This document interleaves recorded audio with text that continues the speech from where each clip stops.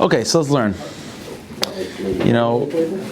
Parshas Chukas is Parshas Chukas is a difficult parsha. There's a lot of it's a tragic parsha really. It starts off with Paraduma, which is not tragic, but it's foreshadowing the fact that there's stuff that's going to go on in this parsha that we don't understand. Moshe Rabbeinu hitting the rock. Why he hit the rock? Why, even if he hits the rock, why is it such a severe punishment that he can't go into the land? And Aaron is also not allowed to go into the land, which is also strange. He wasn't the one hitting the rock. He seemed to be just an innocent bystander of this whole thing. Right, but he also dies. It's a tragic Indian. So we're not going to talk about that. We're going to talk about in a little bit of a different angle of Moshe and Aaron's role, and their role even to this day, in being buried outside of Eretz Yisrael. Okay? Because if you think about it, the question that I asked, which was like, Moshe Rabbeinu hits the rock, and because of that, he's not allowed into Eretz Yisrael. His whole life's dream, everything falls apart because of it. The question is too great for the answer just to be, listen, it was just a big mistake. According to Chazal and the Sfarak Doshim, Moshe Rabbeinu's role is to remain in Chutz La'aretz. Moshe and Aaron's role is to remain in Chutz La'aretz. And that had to be. Even we know that even before the story of hitting the rock, there was already a prophecy that was said by Eldad and Medad a couple Parshas ago of what? Of Moshe Meis, Yeshua Machnes, that Moshe is going to die, and Yeshua Ben Nun is going to be the one to bring us into the land. So it was known, it was predestined that Moshe is not going to make it in. It had to be, you have to blame it on something, so we'll blame it on hitting the rock, But it's much deeper than that. So that's what we're going to talk about right now. What exactly is the role of Moshe and Aaron to this day by remaining and by being buried in Chutz La'aretz? Okay, so let's investigate two psukim. One pasuk describing the burial of Aaron, and one describing the burial of Moshe. And we'll see. So it says in pasuk like this: Aaron passes away in our parsha. So it says like as follows: V'yom Hashem al Moshe v'al Aaron, b'harahar al gvul Eretz Edom leimar. That Hashem says to Moshe and Aaron, and this is taking place right on the border of the land of Edom, okay, the land of Esav. And Moshe Rabbeinu was told by Hashem, bring Aaron up to the mountain, and over there a whole ceremony will take place. The big day Kahuna Gedola, the clothing of the high priest, will be given to his son, and Aaron will pass away. And that's what the pasuk says. V'yomas Aaron Sham B'rosh Shahar, that Aaron passed away at the top of the mountain, and so on. Moshe and Elazar, Aaron's son, come back, and that's the story. So Moshe. So again, what the pasuk is telling us is, for our purposes, is that Aaron passes away in this mountain top called Harahar, Al Gvul Eretz Edom Lema, right on the boundary, the border of the land of Esav, Eretz Edom. So that's where Aaron passes away. Now, at the end of Chumash, in the Parshas V'Zosei Bracha, talking about the death of Moshe Rabbeinu, so it says, V'yal Moshe me'arvus ma'avel har nevayit. Moshe also ascends a mountaintop. And where is this mountain? So it says, V'yom Hashem Moshe v'ed Hashem. Moshe Rabbeinu passes away in this mountain. Be'eretz Moav al pi Hashem. Not by Aaron, which is the border of the land of Esav. Rather, Moshe Rabbeinu dies right on the border within the land of Moav. These two lands, Esav versus Moav. So if Moshe Rabbeinu and Aaron are buried into these two places, it must be significant. What's happening over here? And the truth is, when it comes to Moshe Rabbeinu, the pasuk goes on even further to give more specifics in terms of where he's buried. V'yikbar Isa b'gai be'eretz Moav. Again, he's buried in the land of Moav. Mul Beis Par, opposite the place of Par. Beis Par was an avodah zarah that was worshipped at the time. It was a very disgraceful, very low avodah zarah. It had to do with unholy relationships between men and women, and also even with a person would go to the bathroom, they would take the par and wipe themselves and clean themselves with it. Baal Par was an avodah zarah that was speaking and was romanticizing and putting on a pedestal the lowest, most base, ugliest aspect of what a human being is. And Moshe Rabbeinu is buried opposite Beis Par. So what's going on over here? Aaron is buried in the land of Esav, or the border of Esav, and Moshe Rabbeinu is buried in the land of Moav, opposite Beis Par. What does that mean? So it's a Torah from the Ishbitzer. Okay, the Ishbitzer, the Meshilach, in this parsha explains as follows. He says, and it's a big principle in Yiddishkeit, it's a big principle in his writings, and the Reb Tzaddik, his student, that there's two there are two main fundamental Yetzer in the world. All of one's struggles in Yiddishkeit and in life, and whether it be religious, emotional, mental, you name it, it's all going to boil down to two basic struggles, two basic obstacles. And one is called taiva, and one is called kas. Taiva and kas. Taiva means that part of the human being which is drawn to very low things, ugly things, base things, animalistic tendencies. That's called taiva. Now there's one, the 70 nations of the world sort of break down to these two camps. There's one nation of all nations that is sort of the embodiment, not only is the embodiment of struggling with taiva, but of idealizing taiva, of putting that which is base and low and animalistic, and to deify it, to make it mamish. That is not something not only should a person not shy away from, but that's what you should be proud of, the fact, and you should embrace the part of you that's so low and so animalistic, and that's Mayav. Mayav, we know, was the origins of Mayav is what? Is that Light has a relationship with his two daughters and has two children from that, right? The first one is named Mayav, right? And then Amain. Why is the person called? Why did she name the baby Mayav? Because the word Mayav means Mayav, that this child is coming from my father. Whereas the second child is called Amain, which means that this is a child coming from my nation. So Chazal already point this out, that the first daughter of Light that had the first son Mayav, not only is she not trying to hide the fact of where this kid comes from, like the name is Mayav, like she's not just embraced, like this is what's so special about him, So Mayav is therefore a nation that not only represents struggling with taivas, more than struggling, it represents embracing and publicizing and just being and defining yourself based on that low quality. That's what Amayin is. That's what Mayav is, and that's why, and specifically of all the avodah zaras of the world, the Baal Pa'ar was within Mayav, because Baal Pa'ar is also, it's literally deifying the aspect of humanity which is so low and so base. So this is one inyan that Klal Yisrael struggles with. But Baruch Hashem, the Rebbeinu Shalom gave us a neshama, a big neshama that every single one of us has a piece of, that one of its main functions is to combat this klipa, and to remind the Jewish people, and every single Jewish person befrat, that you're above these things. That these things not only should you not idealize, but these things, they're pushed above you. And that is Moshe Rabbeinu. The Meshulech writes in language, the language he uses is that Moshe Rabbeinu did not understand. He did not only did he not embrace that, Moshe Rabbeinu did not understand what taivas were. He didn't understand the whole musik. And Moshe Rabbeinu, the das of the Jewish people, Moshe Rabbeinu represents not just fighting against Mayav and Baal Pa'ar. Moshe Rabbeinu doesn't even understand what the temptations are. He doesn't get it b'chlal.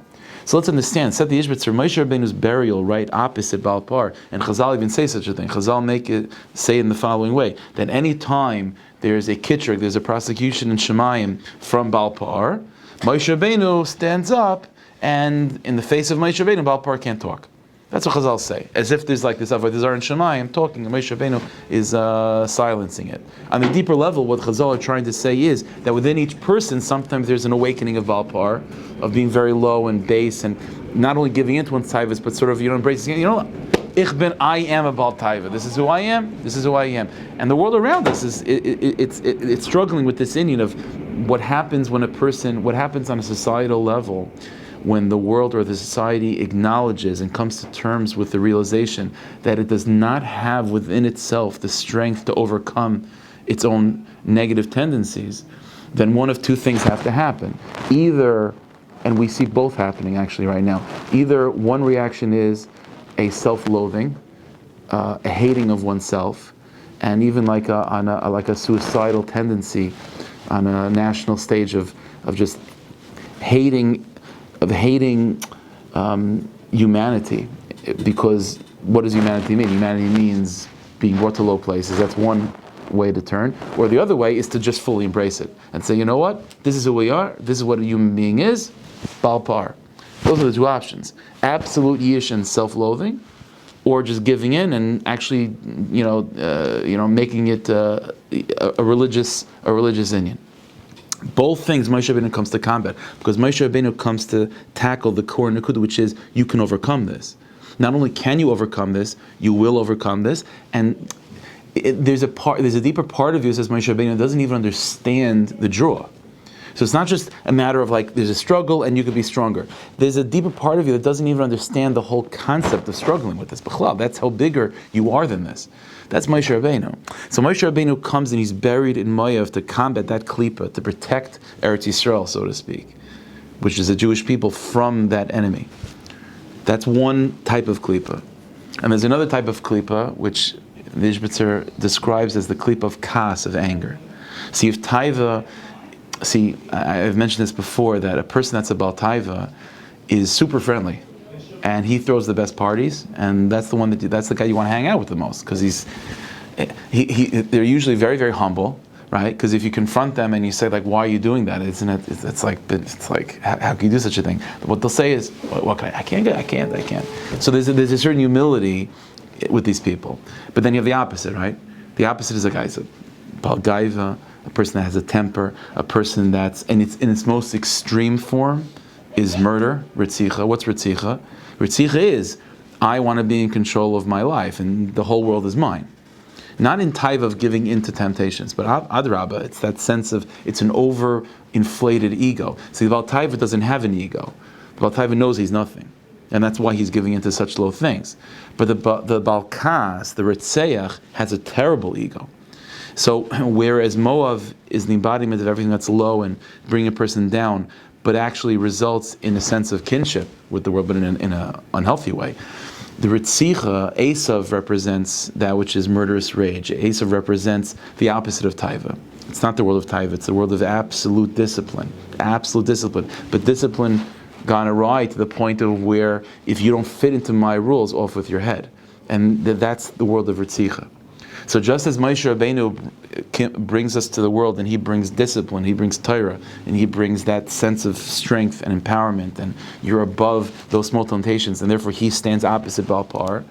So there's another problem, which is too much discipline, and too much ego, and too much rigidity, and not allowing kinship and friendship amongst people. And that's the world of Esav. So to combat that klipa, the Rebbeinu Shalom sends us a big neshama, which is the neshama of Aaron HaKohen. And Aaron HaKohen is Ayavus Abris and Makav L'Tar. Aaron HaKohen means to love another jihad. Aaron HaKohen means to love the world. Aaron HaKohen, Ayavus Abris, the Baal Tanya used to say, Ayavus Abris doesn't mean he loved people, doesn't mean he loved Jews, it means he loved creation. The Baal Tanya said that even if the only thing you had going for you is the fact that you were created, that's the only thing you can say. Everything beyond that has been a disaster. But at least you were created. That was enough for Aaron to love you. That was it. Ayavus Abris.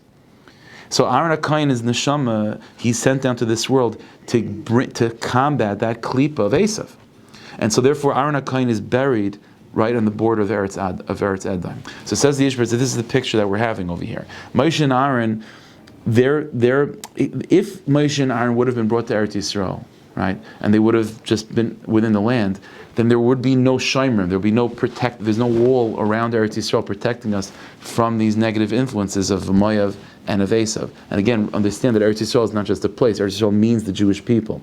And therefore we need to have shomrim, alachaimis. You need these guards, you need these walls, protecting us, insulating us from the outside world, from the world of Moav and the world of Esav. And that's when Moshe and Aaron, Adaf, buried in these specific places.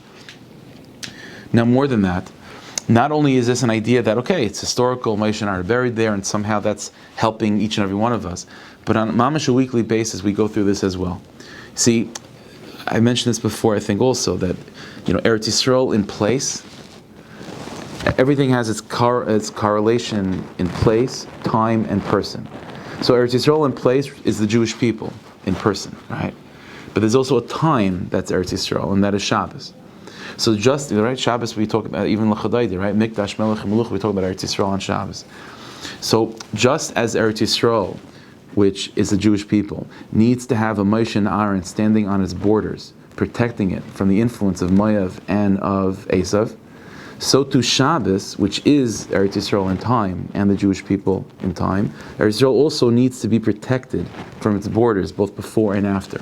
And by the way, you should know, what the borders of Shabbos, which is Friday, right? Friday afternoon, right? And Saturday night, the Matzah Shabbos, those two times we know are very susceptible to these two attacks.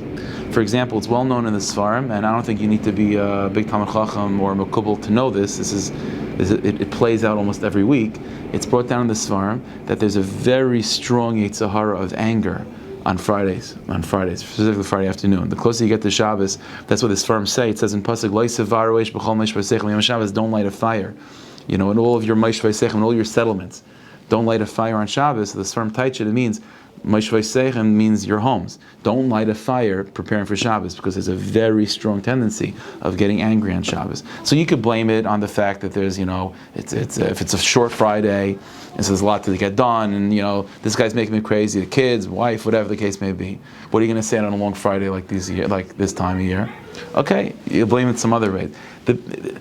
These are all excuses. These are all ways in which a deeper truth is surfacing. The deeper truth is that there's a cleap of Esav on Friday.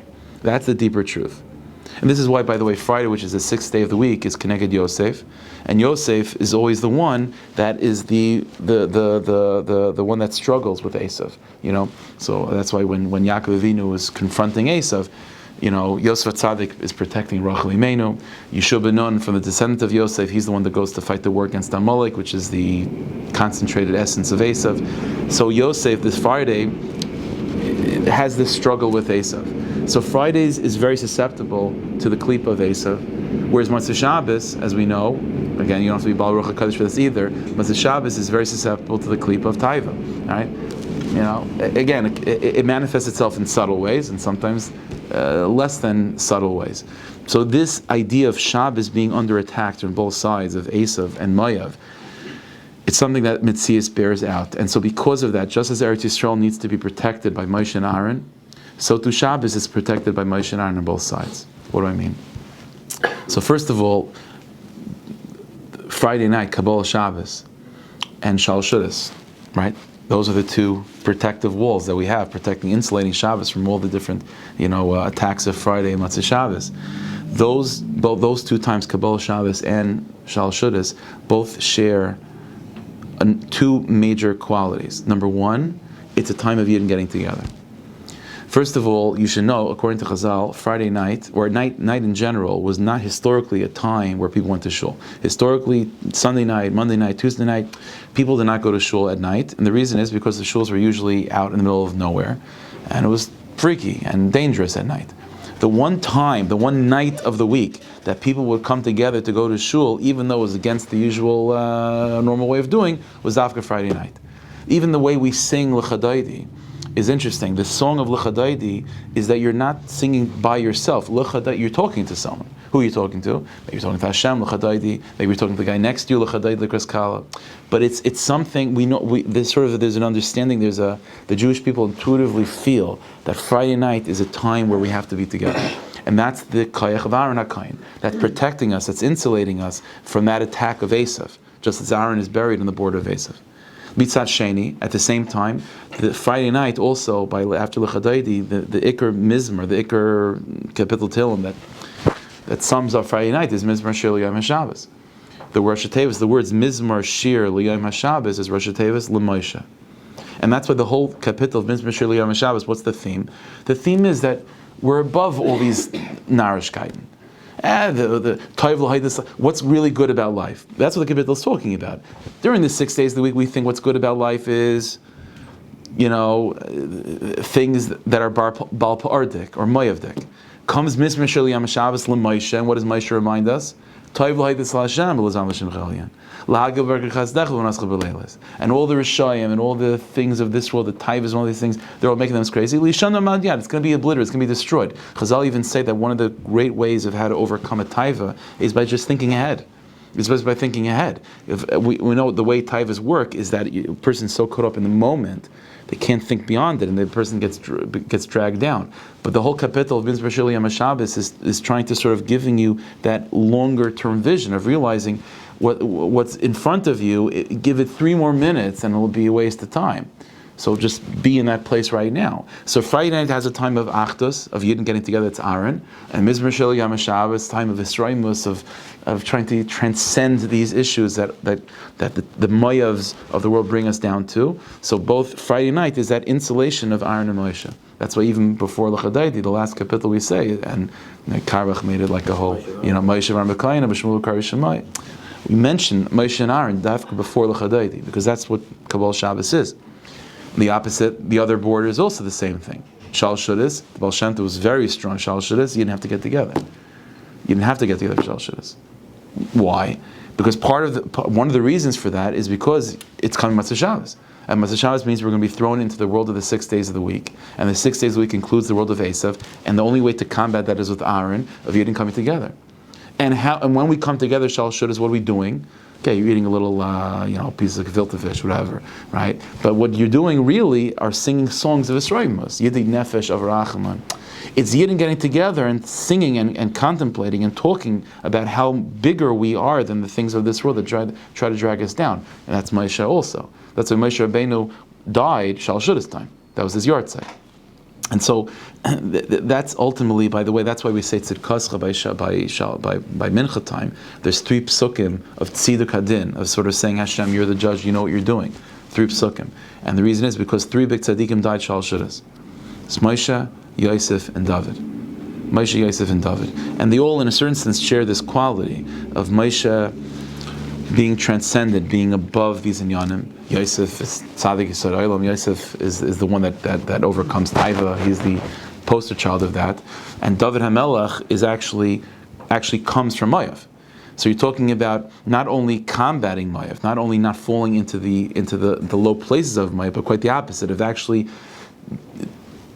finding the spark of kedusha within Mayav, not just not getting dragged down by Mayav, but actually conquering Mayav.